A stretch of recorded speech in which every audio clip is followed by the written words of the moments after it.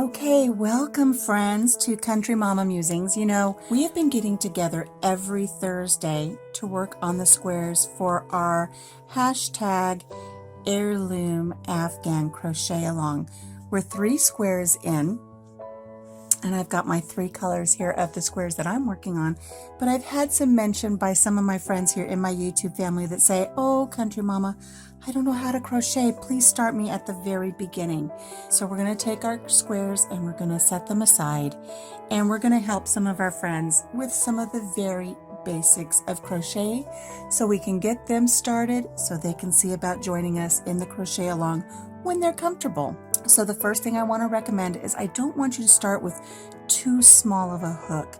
I would like to recommend that you start with a size H, which is a 5.0 millimeter, or an I. I wouldn't go any smaller than that because you're going to have to learn how to manipulate and work the hook. Let's set our hook down and let's talk about our yarn. I recommend starting with a nice worsted weight acrylic yarn. If you start with cotton yarn, cotton tends to be a little bit sticky. It doesn't glide with the hook as easily to get started. So something that glides nice and easy is just a nice basic acrylic yarn. Start with that. You don't have to get fancy. You don't have to spend a lot of money on your yarn. Just a nice basic acrylic.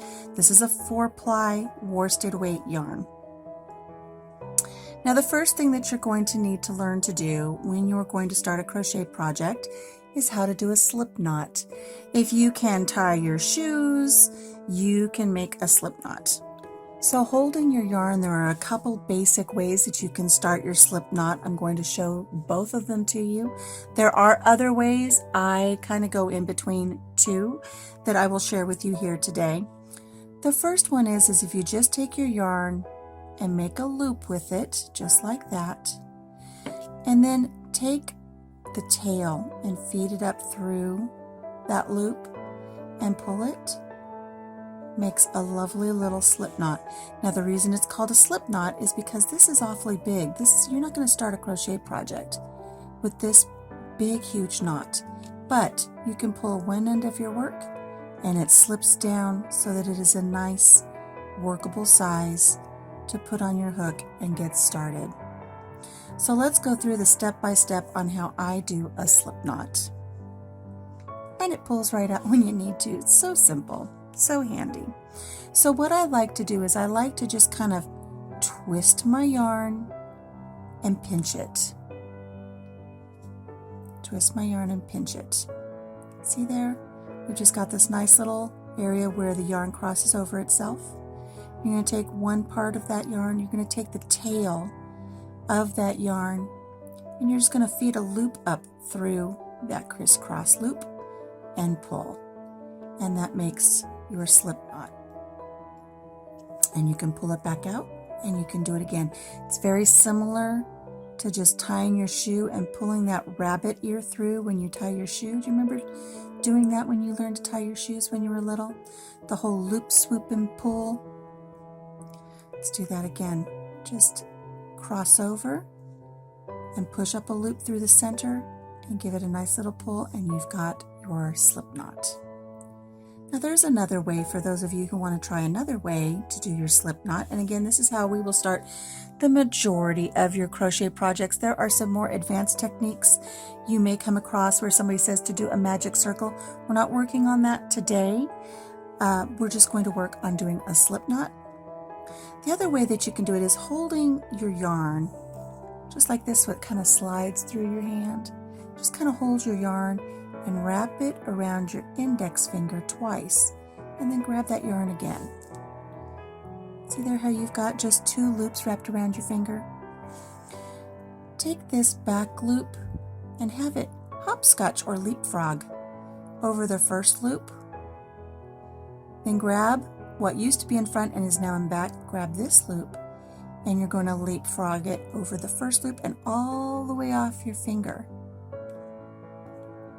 Grab both of your strings and pull tight, and now you have a slip knot. So that's kind of our leapfrog approach. Let's try that again. Holding your yarn, wrap it around your index finger twice, and then secure it with your fingers so you've got everything's kind of nice and tight, taut, but not too tight because you're going to want to be able to manipulate these two loops that are on your finger. Take the back loop, leapfrog over the front loop, take what used to be the front loop that is now in the back, and leapfrog over the loop and right off the end of your finger, and then give your string ends a nice little tug and you have a little slip knot. One more time. Holding our yarn secure, we're going to wrap the yarn around our index finger twice and tuck it back in with the other end of your yarn there. Take the back loop, leapfrog over the front loop. Take the one that's in the back now and leapfrog over the loop and off of your finger. Pull your ends tight and you have a nice little slip knot.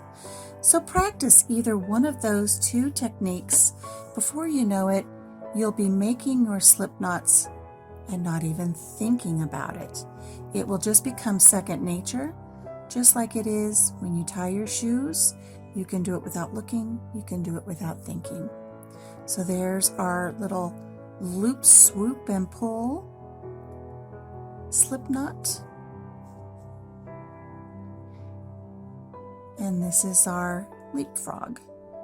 Leap over off of your finger, pull tight, and there we go. So practice these until you find the one that works best for you, the one that you're most comfortable with. And you can even switch up between your projects and do them either way, it doesn't matter. But just practice, okay?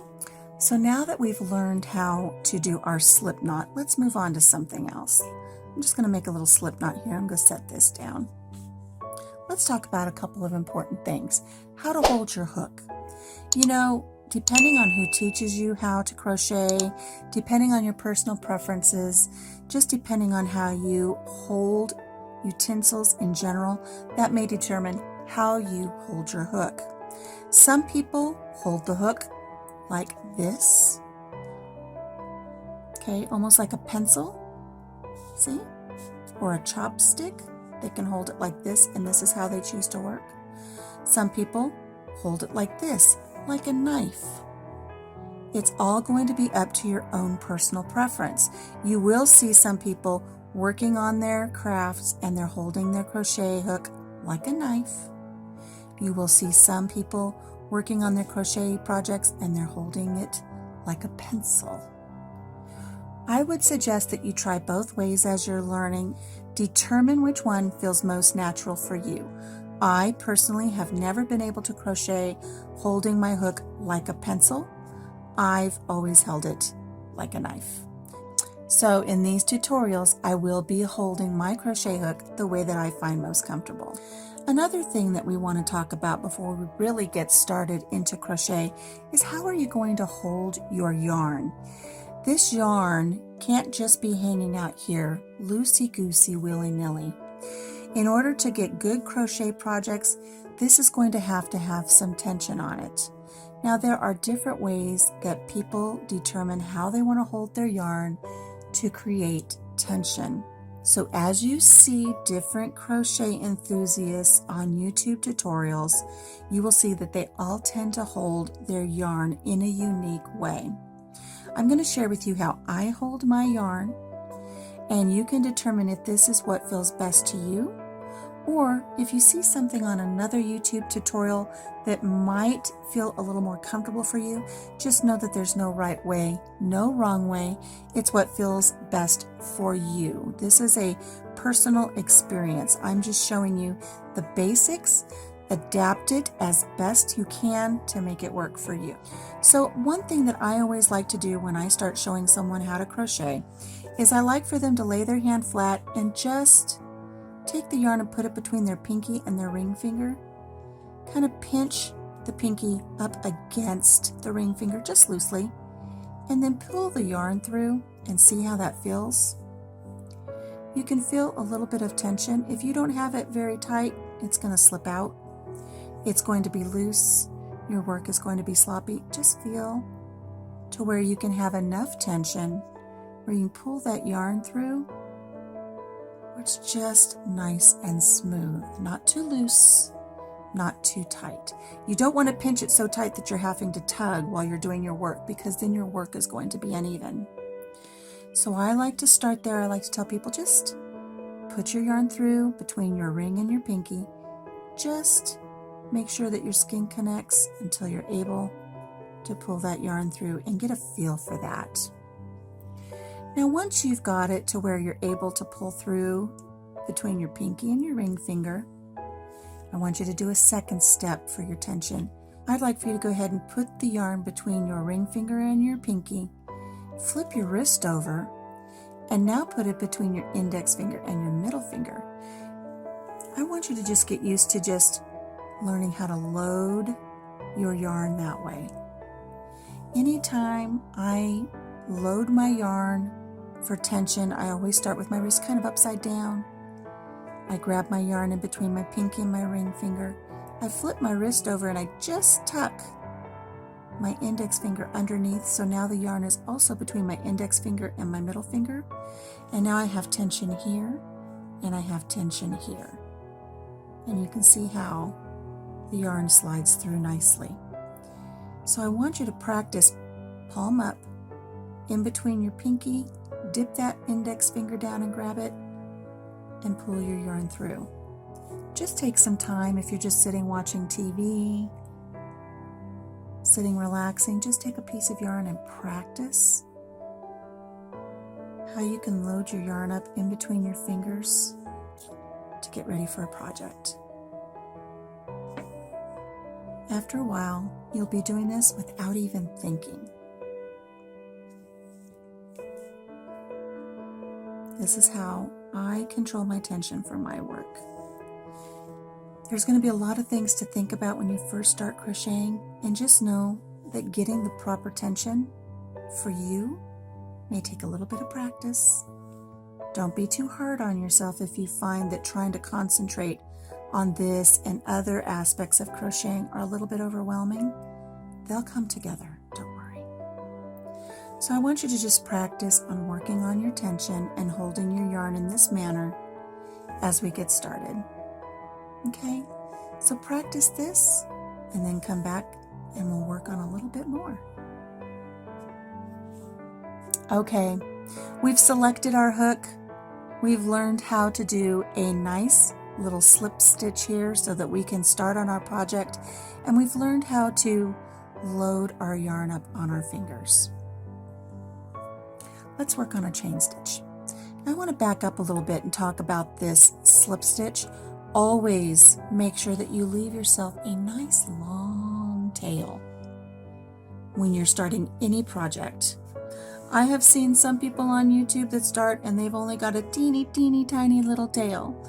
Well, if you want your work to at some point possibly come undone, you do that. But I'm telling you right now, you want a nice long tail that you can work back into your project and then sew it in to secure it so nothing comes undone. There's nothing worse than putting in a bunch of time and effort into a beautiful project and then having it come undone because you didn't give yourself enough room here at the end. So make sure you have a nice long tail there. We have our slip stitch. Let's go ahead and load up our work so we know that we've got our tension here. And I want you to hold that slip stitch in between the thumb and index finger of the same hand that you're going to have your tension. Okay? The hook is going to be in your other hand. And we're just going to go ahead and let's go ahead and put that hook onto our slip stitch. Now you can use that slip stitch to just tighten a little bit. You don't want this too tight. Let's talk about the anatomy of this hook. If you notice, the hook has a very nice pointed end. This is helpful when you want to actually insert your hook in between stitches. It's nice and pointed. If it were blunt, it would be an issue, but it's nice and pointed. Then you have this really nice hook part, and you have a narrow part of the shaft right here. Now when you're working your crochet stitches, you want your loops to mostly be on this thicker part of the shaft of the hook. And then here in the center, we have a broad part of the hook. It has the identifying marks on it so you can know what size it is.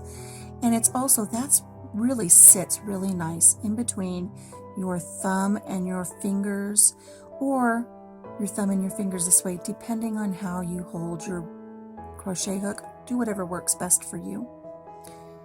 But we've got this loaded on here. Now that we know how this works, I want to point out to you that as you crochet, the work is going to mostly be done by how you manipulate this hook. This hook doesn't do the work. This hand does the work. You're going to be rotating this hook. See how you've got this nice little flat spot? It works perfect for rotating the hook. So I want to give you a perfect example of how that's going to work. We have our slip stitch on here. If I wanted to take this hook out and I just pulled forward, look at that. That hook is going to catch that loop. And that's going to happen a lot while you're working on your crochet piece if you don't learn to manipulate the hook. Learn how to roll it in between your fingers. Learn how to use your wrist. Your wrist can rotate a lot too. So just learn and practice. You don't want to keep this stagnant. You don't want to have a death grip on it because you're not going to have any fluidity in how you do your work. So how I was trying to pull this hook out of this loop first, it's catching. But if I take my hook and as I come closer to my loop, if I just rotate it, it's going to slip out. Okay, let's put that back on there again. If I pull forward and I do not rotate the hook, it catches. If I pull forward and I rotate the hook, it's going to slip right out. And all I did was rotate with my fingers, just like this. So keep this in mind as you're working. And again, as you get into some more detailed work, you might want to use your wrist as well.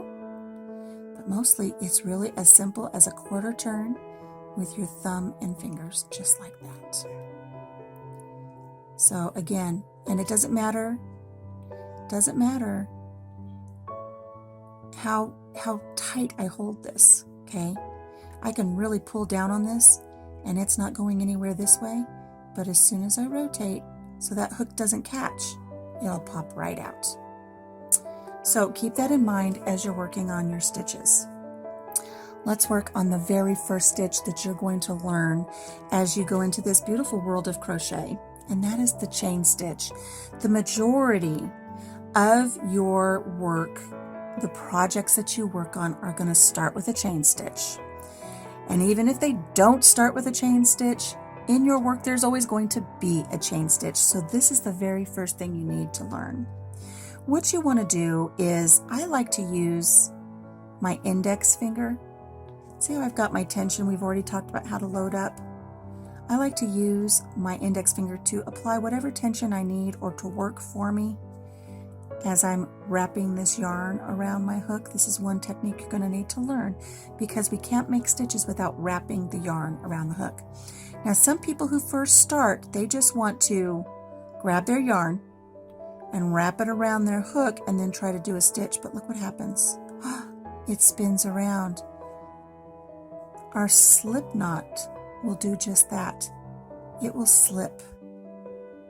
Okay, we have to have some technique when we get started here to know how to keep our work from slipping away from us. One thing I like to do with that really nice long tail, just tuck it up over here. Now if I put my yarn on, it's still going to twist, but I've got a little bit more control over it. The other thing is when we load up our working hand here for our yarn, I like to just grab my work. We're going to pinch this little knot right here in between our thumb and the middle finger. And that way we can actually load our yarn onto our hook as we yarn over. This technique that we're going to do is called yarn over. You yarn over from behind the hook towards you. So from behind and towards you, so that we put a loop onto the hook. Okay, so we have this loop that we already started with, and now because we did a yarn over, we have a loop on this hook now. Now what we want to do is don't let go of where you're hanging on to this little knot down here. What we want to do is we want to make sure we pull our crochet hook so that that yarn over that we just put on, gets stuck underneath the hook. Remember we were talking about earlier how nothing's going to get out of that hook when it's in that position. That yarn is going to stay on your hook as long as you've got the hook catching it. Now remember, we want to work mostly in this thicker part of the shaft of this crochet hook. As we draw our hook closer to our slip stitch, we're going to rotate that hook towards us anywhere between 1/4 and 1/2 a turn so that that hook grabs that yarn over and then it slips through the first hook that you had on your hook. And now we just made a chain. Let's do another one. We're going to start from behind the hook and work towards you. We're going to wrap. It's almost like a twisting motion. We're going to wrap the yarn around our hook. We're going to make sure it gets caught up underneath that hook there. Then we're going to pull our hook towards the loop here that's on our hook. This is our loop. This is our yarn over. We're going to pull the yarn over towards the loop, and as we get closer, we're going to rotate the hook towards us so that the hook fits through the loop and brings that yarn over with it. And now that is our loop. And here we're starting a nice little chain of stitches, and as we get a few more on here, we will explain the anatomy of these little chains. Still holding on to our work with our thumb and our middle finger, we're going to start at the back of the hook and wrap our yarn towards the front, towards us, and we're going to make sure that it catches in the hook. We're going to draw the hook towards the loop that's on our hook already. We're going to draw it down, and as we get closer, we're going to rotate the hook so that it fits through the loop. The loop will slide off, and the yarn over now becomes our loop on our hook. And now we have 3 little chain stitches for our work. Now as this gets longer, you don't have to keep your fingers on the knot now. Now you can move it up a little bit. So let's do a couple more. We have our hook hand, we have our yarn hand, we have good tension. When you have good tension and you can just bring that index finger up a little bit, look how nice it makes it so that you can wrap your yarn around. So starting from the back towards you, you're going to take the yarn, wrap it from behind and towards you so that now it's looped over. This is your yarn over on the hook. This is your yarn over. This is your loop that's on the hook for your next stitch. You're going to pull that crochet hook down towards the loop, catching the yarn over underneath the hook, okay? And as it gets closer to your loop, you're going to rotate that hook and pull it through the loop that was on your hook, and that loop's going to fall off. Your yarn over now becomes the only loop on your hook. Again, wrapping your yarn from behind towards you around the hook. Make sure that the yarn over is caught underneath the hook portion of your crochet hook. This is your loop that is on the hook. You're going to pull your yarn over towards the loop, and as you get closer to the loop, you're going to rotate your hook and pull the yarn over through the loop. The loop is going to fall off the hook, and now your yarn over becomes the loop. Let's take a look at something real quick here. Let's look at some anatomy of our chain. When you look at your loop that is on the hook, what starts out as your slip knot, but now it's the loop on your hook. Do you see how it's tear-shaped? It's like a little tear. When you look at your hook, it's like a little tear. Okay, it's not blunt. We discussed this earlier. So as you're pulling through and you rotate, that little tear just slips out of there just perfect. Look, it's almost, I mean, really, it's like it's made for one another. You see how perfect that slips through?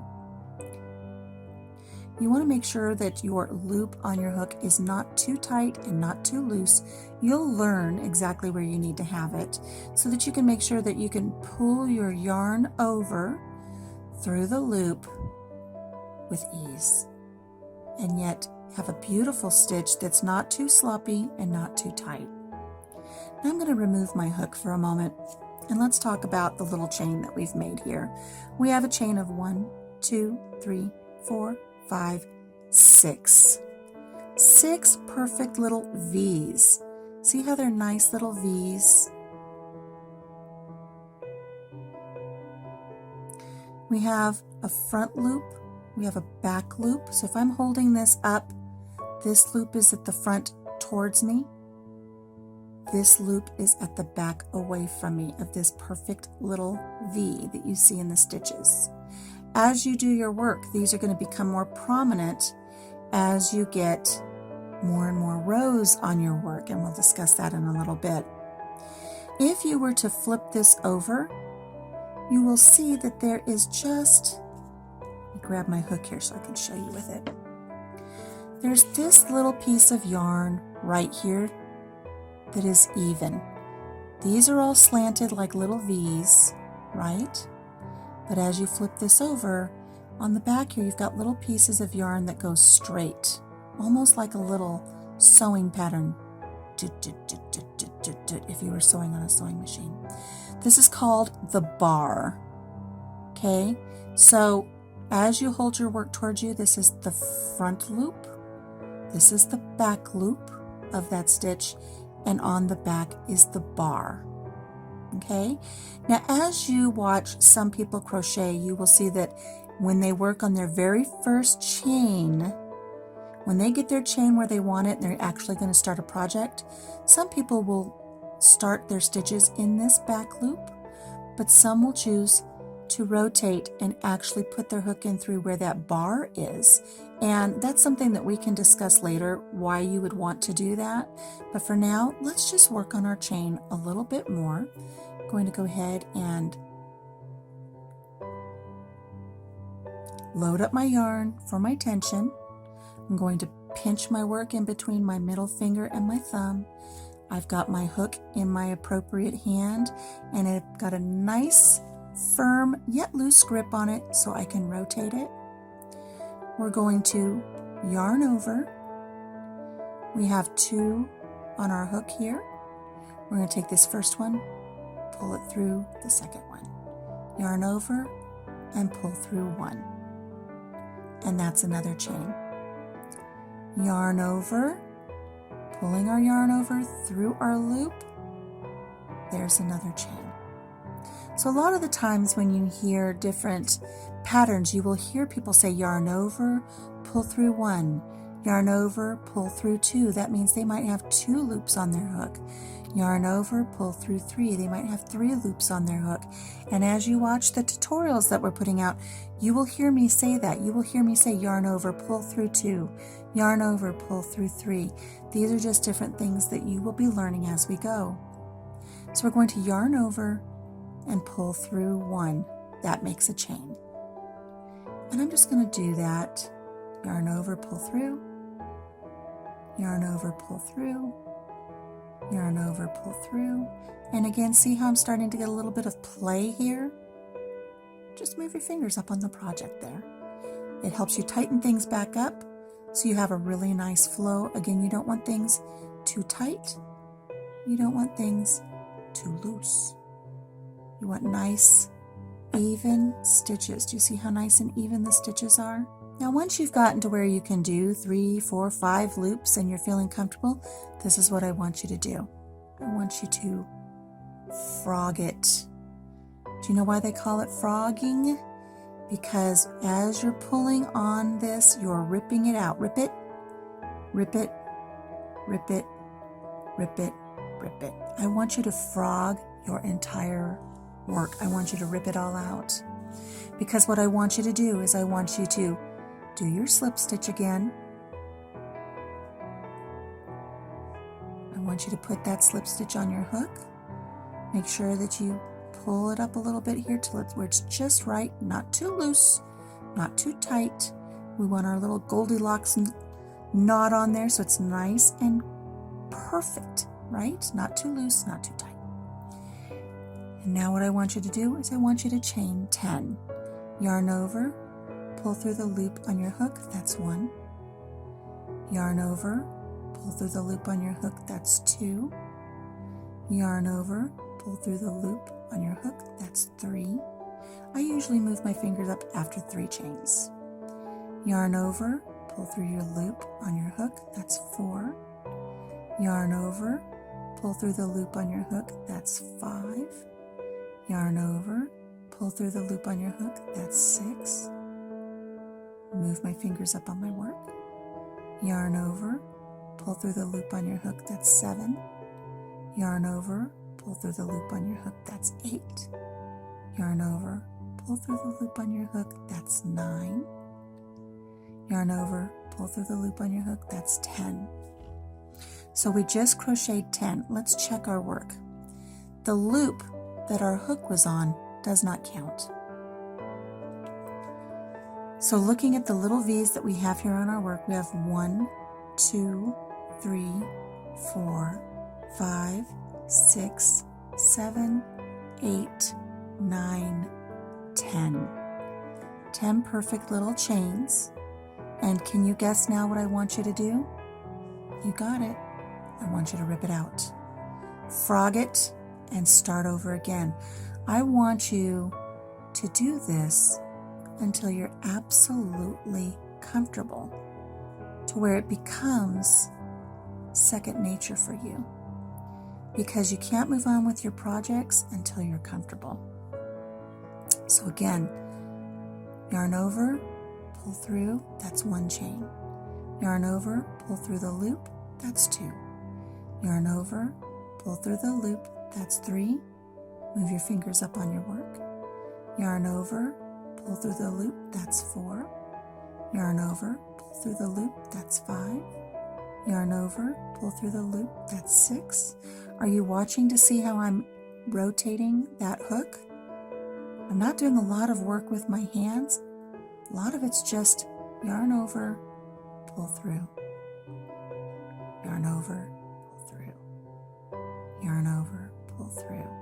I think that's 9. Yarn over, pull through. Is that 10? Let's check our work and see. Using our hook to help us, let's see. 1, 2, 3, 4, 5, 6, 7, 8, 9, 10. Remember, the loop that was on your hook does not count. I just want you to keep practicing on these 3 elements. Your slip stitch, how to hold your tools, which is your yarn and your hook, and how to do a chain. If you have any questions or comments, please leave them below. I'll do my best to answer you. I'm going to make this available for both left-handed and right-handed crochet enthusiasts, so make sure that you pick the video tutorial that works best for you. All right, we'll see you soon. Until then, take care of yourself, take care of each other, and have a blessed day. Bye-bye.